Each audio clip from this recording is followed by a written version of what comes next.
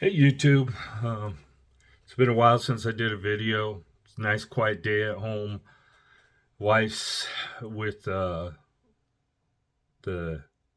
stepdaughter at the hospital. One of her mother-in-law is in the final stages of dying, so I'm at home. I really don't know the woman.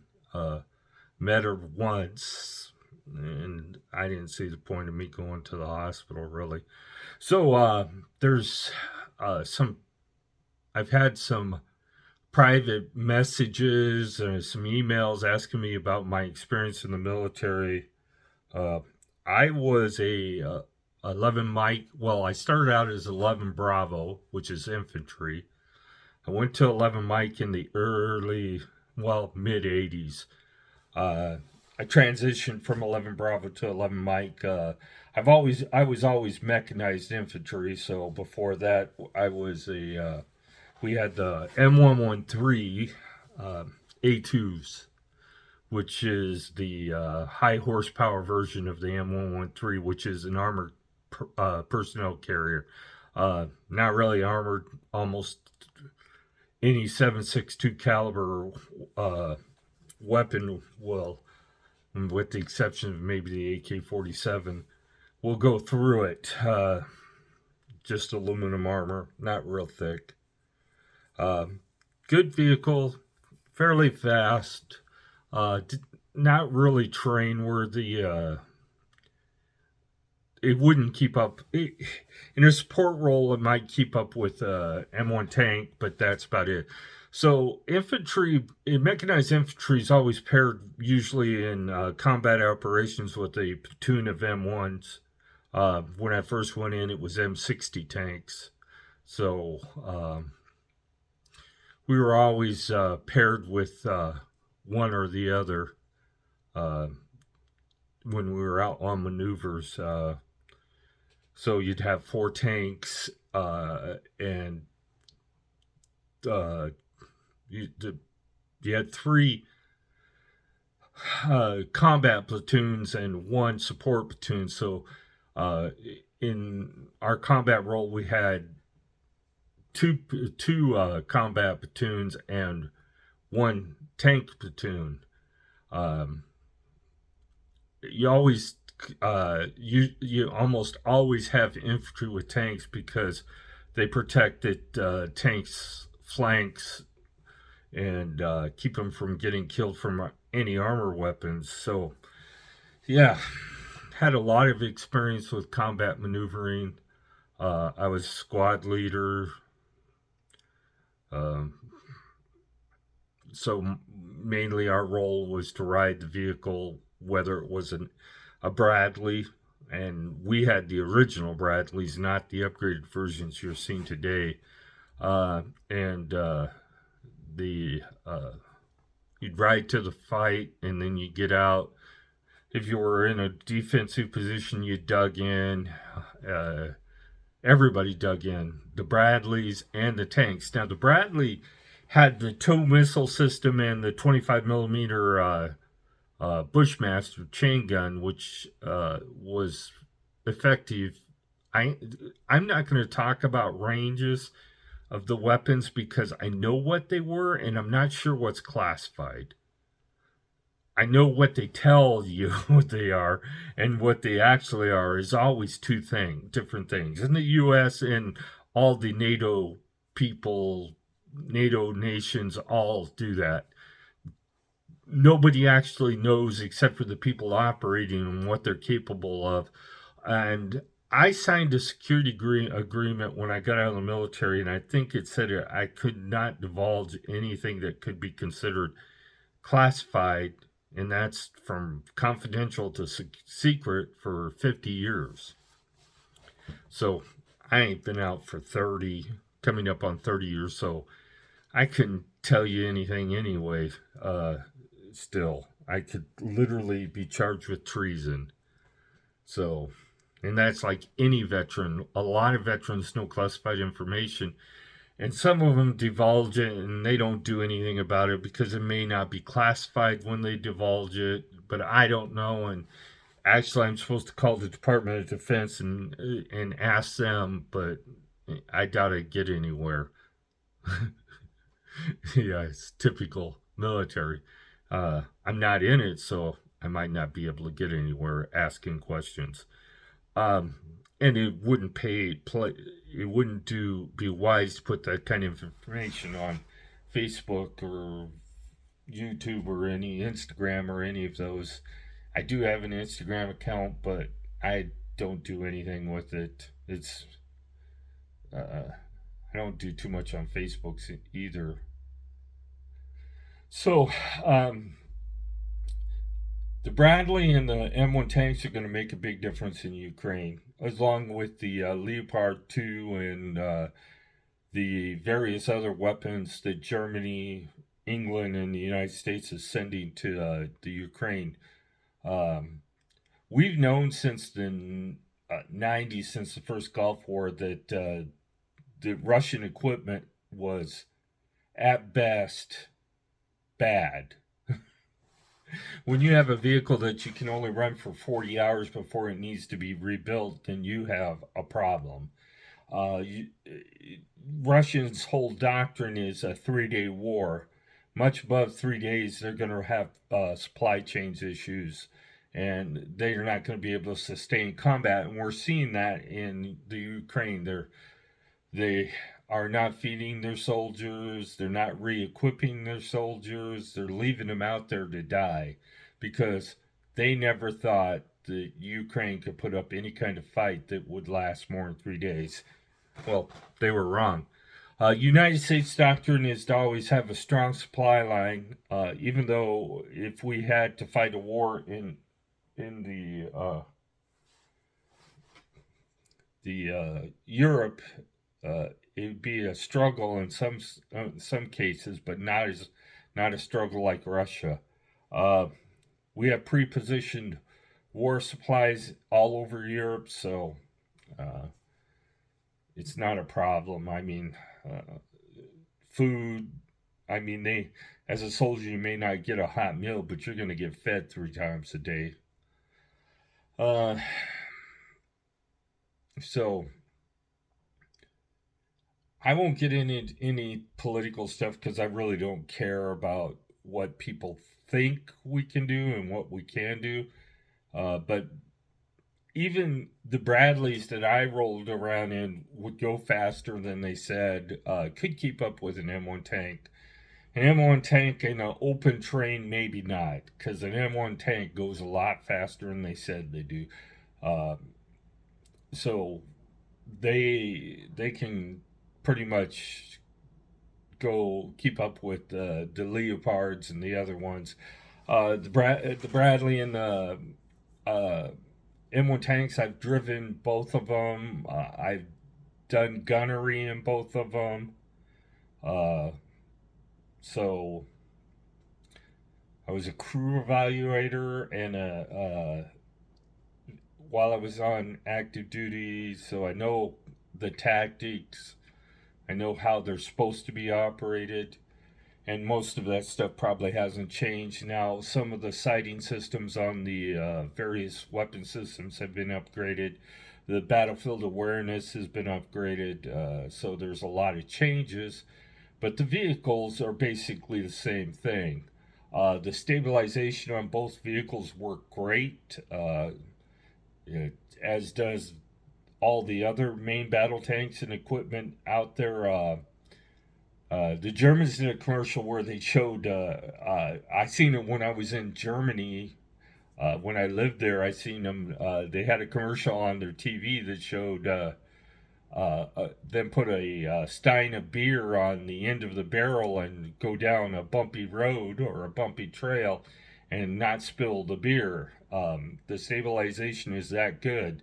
Um, it, Now, close range, the stabilization is going to always hit. Farther range, you might have a percentage of a point that you're going to miss, but not not really. The tow missile systems on the Bradley will take out any battle tank out there. The Russians doesn't matter. it's going to take it out, and it's going to take out beyond visual range for most people.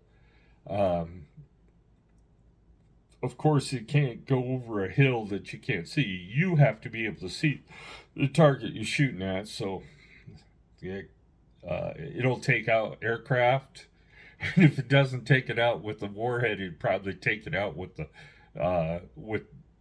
wires that they. I don't even know if they use wires anymore, but they used to use a wire system for the guidance. And if that wire was crazy strong, I mean, if it got tangled up in a rotor of an aircraft, it's done. It's gonna fall out of the sky. Um, so, fairly low cost weapon systems back in the day. We used to have Dragons. They've replaced those with. We had AT4s that replaced the light anti the laws that we used to have. The AT4s are pretty good at taking out light armor. It could take out a tank if it hit it in the right spot. I mean, may not take out the turret, but you could stop a tank with it. Let's just put it that way. You could make it so that you could blow the track off. That's the weakness of any armored vehicle is you can blow the track off of it, and then it just becomes a gun platform. Um, it's, the tracks are fairly strong, but they will, with enough explosive power, blow apart. Uh, so my experience in the military is I had a lot of experience with. I was in for 11 years active and 3 years inactive. I didn't do anything while I was on in the reserves. I didn't participate. I had orders if war broke out to report, but I was in Germany at the time, so everybody that's in the reserves go to Germany get what they call hip pocket orders, and the orders basically state you have 24 hours to report if any time you're activated. So I didn't even have to go in for the yearly physical and everything to make sure I was still physically fit. It might have been because I was working with the exchange service, so uh, they knew where I was. Um, I had experience with all the weapon systems, including Russian weapon systems. I have fired the AK-47, their light machine guns, and fired and qualified with them, and the grenade, whatever, what do they call that thing? Oh, anyway, their law equivalent or AT4 equivalent. I've fired all those. I fired the M60 machine gun. I liked it. It was a little heavy, but yeah, you could keep that sustained fire for as long as you wanted to. Now uh, the M249 that they were using towards the latter part of the time I was in the military, uh, higher rate of fire, but I did not really think that it had the firepower to suppress somebody way out there like the M60 could shoot 800 yards no problem. I'm sure the SAW could, but the effectiveness of the round out there would be questionable. But they needed a lighter weapon. The M60 was a crew served weapon, so it was uh, a gunner and a helper that used it, whereas the SAW was a single soldier, carried everything he needed. Now, the ammo might have been split up between a squad, but basically the gunner had everything he needed to do his job. Uh, there was one on each fire team, so two fire teams to a squad. And the U.S. has trained uh, Ukraine's in our doctrine. It's part of what we did after we the agreement to get rid of all their nuclear weapons was we would help them train their soldiers so they know our tactics.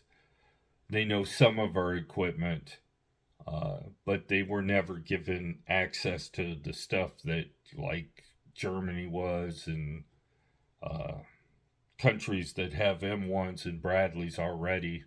And I'm not sure how many Bradleys are out there, but it is an effective weapon system. It gives the infantry the capability to take out tanks if they need to, aircraft, and such, uh, at a long distance, a lot longer than most people would think. Um, so that's my experience in the military. I was a staff sergeant shortly before I got out. I ended up getting demoted because I didn't have the time and service required to keep the rank. I got promoted, and a couple of months later, I got out. So I got out as an E5. They took the rank away from me because I, I got out voluntarily after the Gulf War. Um, the service was changing, and I was at the point that I could have stayed in until I retired, but I was making my rank as I was supposed to and such. It took me a while to go from E5 to E6 because the military was overstrength us in non-commissioned officers, which I was, uh, for 4 or 5 years. There was just too many staff sergeants already, so they were just not promoting anybody. So it was a long wait, and that's probably why it gave me pause to get out, because my job already had too many staff sergeants, and it was just not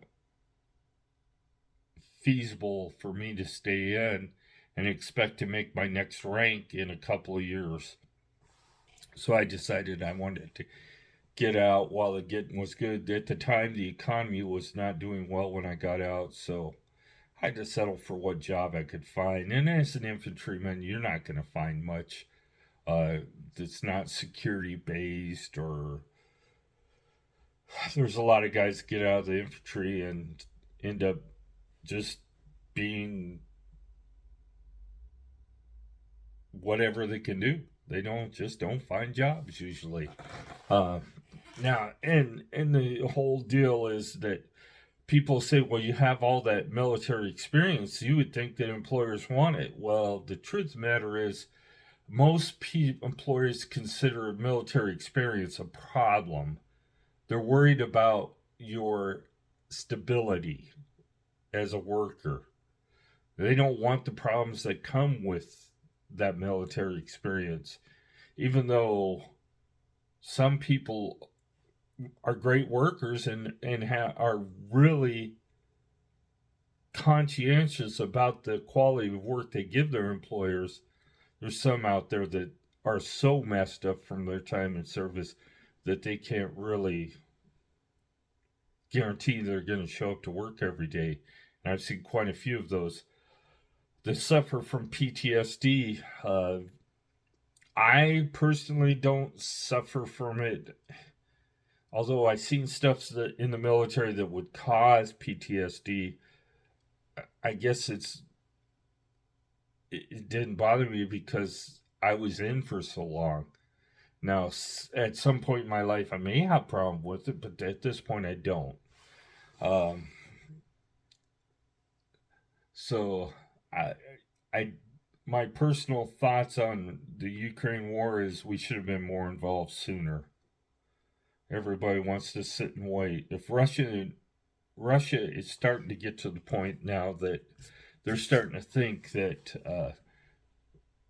our lack of getting involved with soldiers is a weakness, but the fact of the matter is, it's not a weakness. It's just the U.S. has had so much. I mean, so many of our soldiers have been involved in combat for the last 20 years. I think they just don't want to be involved anymore. And I don't blame them. War is never a good thing. But I hope this doesn't evolve into a world war in the sense that we have to send soldiers to Europe or elsewhere, or Russia starts involving the U.S. population, which they're completely capable of. They can send missiles to the U.S. if they want to. And they don't even have to be nuclear missiles. They can send explosive missiles. A few of those in a big city would kill thousands. So don't think you're safe. You're not. If Russia wants to attack the United States, if you live near a major population center, you're not safe. So keep that in mind. So there was other jobs I did in the military too. I was in a 54 Bravo, or no, 54 Echo. Bravo came later. I don't think I was ever a Bravo. I think I was always a 54 Echo. Was a secondary job, which is nuclear, biological, and chemical specialist. Do decon, find chemicals, do detection, that kind of stuff at a unit level. Did that as a secondary. And then I had another 76 Yankee 30, which is supply specialist or supply sergeant. I did that for the union as a secretary too. So I had 3 different MOSs, have a lot of experience in different jobs, understand a lot of different stuff that is not useful now. Unless we had a nuclear war, I might be able to survive where other people won't. So that's my experience. I need to do a video. There is nothing going on with the bikes. It's snowing outside right now. The bikes are, the electrics are locked up in the trailer still. I did not remove the batteries, but they're folded so they're not draining. Unless the BMS is using power, they are stored at the right voltage. If you have a question about what the right voltage is, it's in one of my videos. I talked about battery voltage and storage. I decided not to bring them in the house just because they're getting older and there's a fire hazard there. If you're going to store them in the house, you really should store them in something that's fireproof. Especially if they're older. The older they get, the more likely they are to cause a fire. So I have those. The trucks are out in the garage. They're also stored in the appropriate voltage range. I couldn't get them out right now if I wanted to. The ATV or UTV is parked in the garage. My wife's a little upset. We got our UTV in the garage and our $50,000 truck sits out in the driveway. But yeah, the UTV's in the garage. Go out every month and start it. I check the bikes when I go out and start it, but they seem to be doing well. And another thing is, keep in mind, if you drive your vehicle in the garage where you're storing your bikes, keep in mind that salt migrates. When it evaporates off your vehicle, when the water evaporates, it has salt in it. And that salt will corrode anything that it attaches to. So it vaporizes in your garage because garage is warmer than it is outside. And that vapor will deposit itself over everything in your garage. So keep that in mind. If you're driving your salty car into the garage with your bicycles, you're going to have corrosion on your bicycles. No way around it. It's just the way it is. So, if you're storing your bikes, the best place to store them is in a cool basement or somewhere where you don't store your wet car. Even just the moisture, even if you're not in a salty environment, just the moisture from your vehicle evaporating in your garage can cause corrosion. So, this is a long video. I'm looking at the clock in front of me, 25 minutes. So we're so that's my experience as a military. If you have any questions about that or the electrics or the treks or anything in general that I've covered in the topics, this will make 200. I've done 250 videos in the 2 years that I've been doing YouTube. Kind of milestone. We're at about 980 subscribers. Uh, I really don't gain any subscribers in the wintertime because people just don't watch bike videos in the wintertime. They're doing winter activities. Some of them ride their bikes, but for the vast majority of them, they don't touch their bikes during the winter, so they're not interested in doing repairs or whatever. So maybe in the next couple of weeks, I'll get in the basement, get my spot set up for my cab machine that I got for Christmas, and I got a bench and I got a DeWalt stool that I need to get all downstairs and get set up.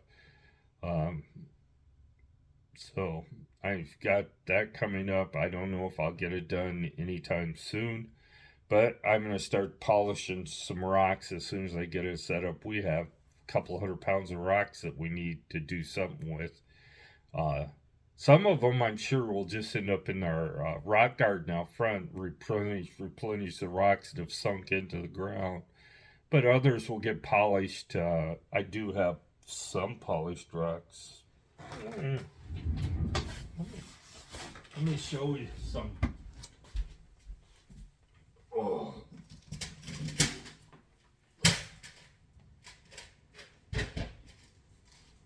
So, some of them don't even look very polished, but they are. So, this is chert.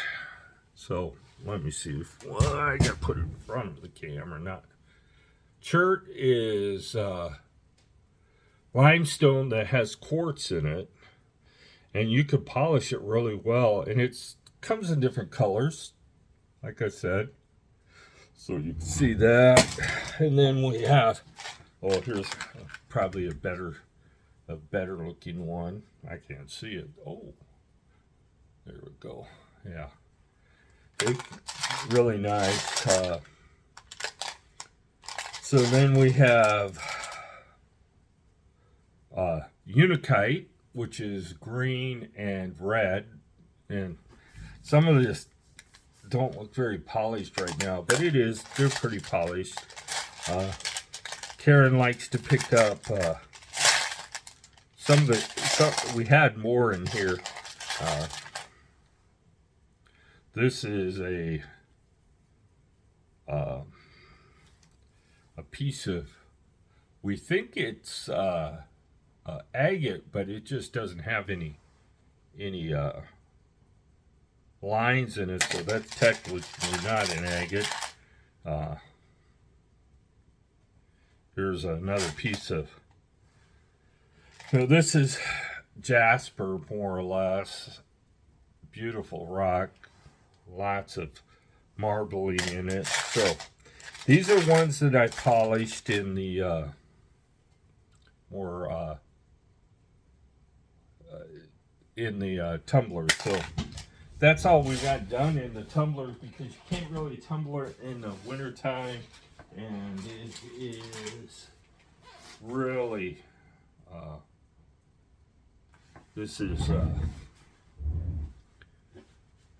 this is granite that's been polished. So granite always doesn't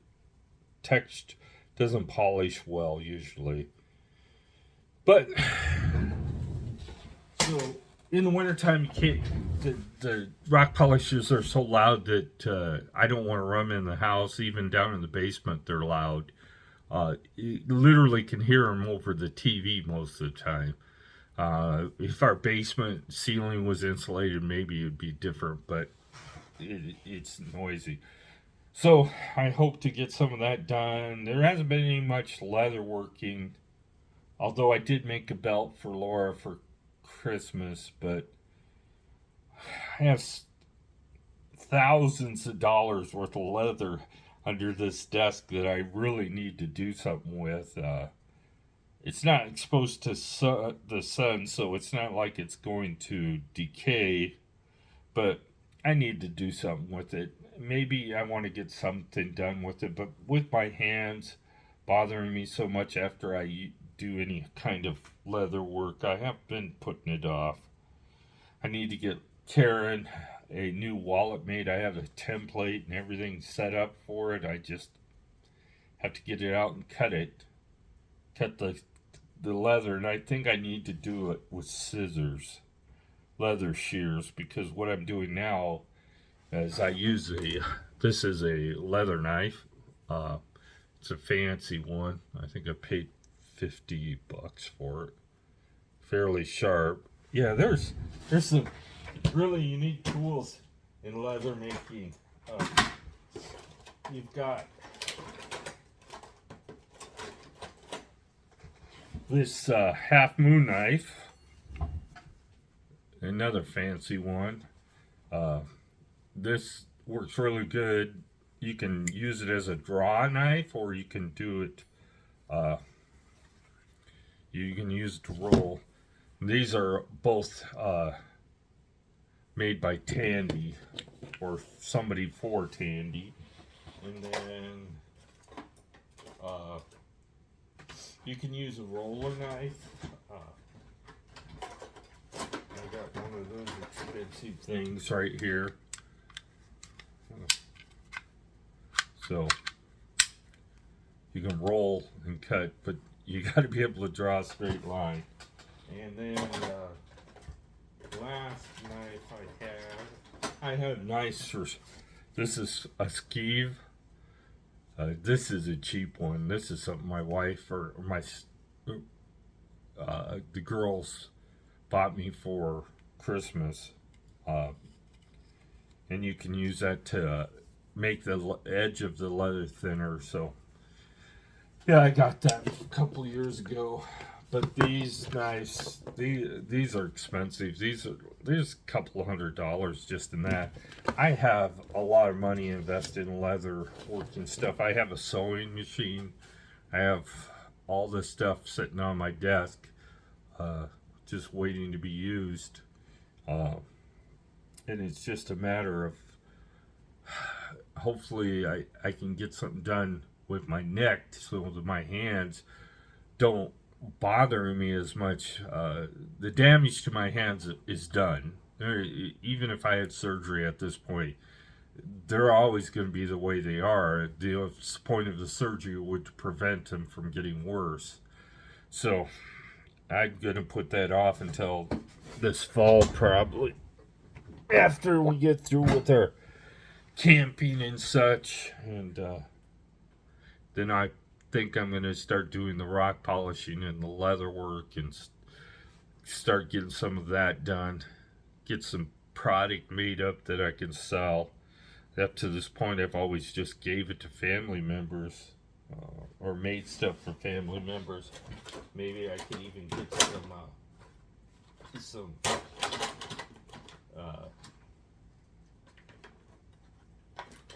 polishing done. Just poke myself with, I don't even know what this is doing in there. It shouldn't have a razor blade in it either way. Yeah, so just a little update, let you guys know what I'm doing, which isn't much, unfortunately. I'm like the average retiree. I want to take Karen on a trip, and I keep on saying I'm going to do it, but we have not found anywhere in the country that the weather has been really good at. I'm not saying that there isn't places that the weather isn't good. I'm just saying it's not places we want to go. We talked about going to the Grand Canyon, but I heard lately the Grand Canyon's been cold, rainy, and wet. And we'll see. Because Karen took all these pictures at the Grand Canyon last time we was there, and she lost them all. So now somehow she went to download them onto her computer, and they didn't download. So that's life. So she wants to go back just to take pictures again. Maybe go see the north end this time instead of just the south end. We've been to both, but I've been to both, I should say. Karen has not been to both ends. I've been to a lot of places Karen hasn't. So long ago that I don't remember them well, so maybe I should go back. But well, I'm gonna let this video end. Give you guys something to watch. I wish there was more to show you guys, but I haven't been doing much of anything with the bikes. It has not been a winter that I could get out and ride. Now, as much as Electric would like to say that you can ride your bike out there on those snowy trails, the only way you're going to ride it on a snowy trail is if no one else has been on it. Because when that snow turns to ice or gets rough and rutted, it is no fun to ride a bike on. So, yeah, if you can find you a non-groomed trail that hasn't been ridden on, go for it. It can be fun. But also keep in mind your battery's going to last, you're going to lose 30% of your range in the cold. You should not ride in snow deep enough that the motor's in it, because it will get warm and melt and that water will migrate in there. The biggest problem with the water in the motor is, one, you have grease in there that can be contaminated by water and cause problems. You have a clutch in that motor that can cause it to malfunction, and the hall sensor that tells the bike how fast you're going doesn't take much to ruin it. A lot of people have problems with that, so keep that in mind. As long as you're, say, in 8 inches of snow, it will not bother the derailleur and the chain to get snow on them. You will have to perform some kind of maintenance on it afterwards, after it dries out. You may have to relube it. But hey, the great part about it is that snow will clean off all that grease and muck off the chain and the derailleur. So I would not be afraid to ride the bike in the snow if we had somewhere around here that I could do it and not have issues with the trail already being walked on. And that's the problem with our trails out here that you guys seen videos on. That people walk on them, and those foot tracks pack the snow down, and it just makes it almost impossible to ride on. You're bumping, even with suspension, it wouldn't matter. So that front fork ain't gonna move enough to make the difference on a bumpy trail. So I'm gonna call it a video. Like I said 20 minutes ago, probably. Y'all have a great winter. I hope you in your area that you can get out and ride your bike. Get out there and walk, or do whatever you like to do in the wintertime. Don't be like me. Have a great day.